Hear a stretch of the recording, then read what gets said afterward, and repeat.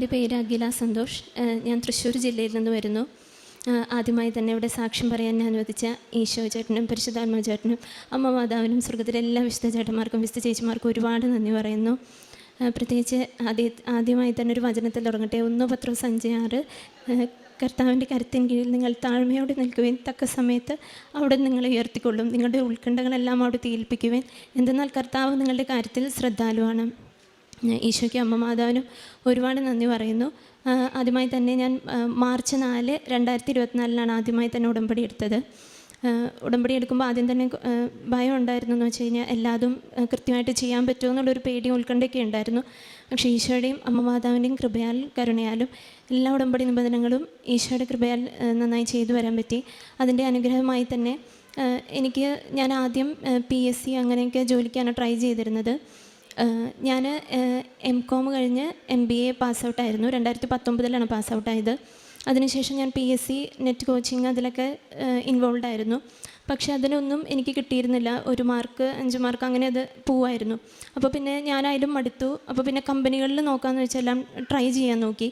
പക്ഷേ അതെനിക്കറിയായിരുന്നു കിട്ടില്ല എന്ന് വെച്ച് കഴിഞ്ഞാൽ 6 കൊല്ലത്തെ കരിയർ ഗ്യാപ്പ് ഉണ്ടായിരുന്നു എനിക്ക്. 6 മാസം പോലും കരിയർ ഗ്യാപ്പ് ഉണ്ടെങ്കിൽ ഒറ്റ കമ്പനികളും എടുക്കില്ല. അതെല്ലാവർക്കും അറിയണ ഒരു ഫാക്റ്റാണെങ്കിലും ഞാൻ ഉടമ്പടി വെച്ചതിൻ്റെ ഫലമായിട്ട് ഞാൻ അതിനു മുമ്പേ ട്രൈ ചെയ്ത് ഒന്നും കിട്ടിയില്ല. അതിനുശേഷം വീണ്ടും ഇങ്ങനെ ട്രൈ ചെയ്തതിൻ്റെ ഫലമായിട്ട് ഒരു ദിവസം എൻ്റെ ഹസ്ബൻഡിൻ്റെ ഒരു ഫ്രണ്ട് ഇങ്ങനെ ഒരു കമ്പനിയിൽ ഒരു ഓഫറുണ്ട് നമുക്ക് വെക്കാമെന്ന് പറഞ്ഞു. ആദ്യം ഞങ്ങളത് വേണ്ടാന്ന് വെച്ചു. എന്ന് വെച്ചാൽ കിട്ടില്ല എന്ന് ഉറപ്പായിരുന്നു. എന്ന് വെച്ചാൽ 6 കൊല്ലത്തെ കരിയർ ഗ്യാപ്പ് ഉണ്ട് എനിക്ക്, എന്തായാലും കിട്ടില്ല. അങ്ങനെ ഞങ്ങൾ വെറുതെ എൻ്റെ റെസ്യൂമേ കൊടുത്തു. ഇൻ്റർവ്യൂ ഉണ്ടായിരുന്നു.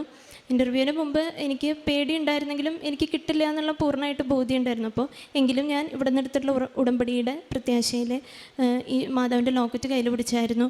അതുപോലെ തന്നെ മാതാവിൻ്റെ രൂപം എടുത്ത് വെച്ച് തേനും ഉപ്പും അതുപോലെ തന്നെ തൈലവും പുരട്ടിയിട്ടാണ് ഇൻ്റർവ്യൂവിന് ഇരുന്നത്. ലാംഗ്വേജ് എന്ന് വെച്ച് കഴിഞ്ഞാൽ നല്ല ലാംഗ്വേജ് വേണമായിരുന്നു ആ ഇൻ്റർവ്യൂ ഫേസ് ചെയ്യാൻ വേണ്ടിയിട്ട്. പക്ഷെ അതൊന്നും എനിക്കുണ്ടായിരുന്നില്ല. ശരിക്കും not by merit but by grace എന്നുള്ള ശരിക്കും അതായിരുന്നു എൻ്റെ ജീവിതത്തിൽ അന്ന് ഉണ്ടായത്. ഞാൻ ഇൻ്റർവ്യൂവിനെ ഫേസ് ചെയ്തു. കുഴപ്പമൊന്നും ഉണ്ടായിരുന്നില്ല. അവർ ചോദിച്ച അവരുടെ മെയിൻ അവർക്ക് വേണ്ടതൊരു സ്കില്ലായിരുന്നു, എക്സൽ സ്കില്ലായിരുന്നു. അത് എനിക്കില്ലായിരുന്നു. ഞാൻ ഇല്ല എന്ന് തന്നെ പറഞ്ഞു. എന്നിട്ടാണ് ഇൻ്റർവ്യൂ ഫേസ് ചെയ്തത്.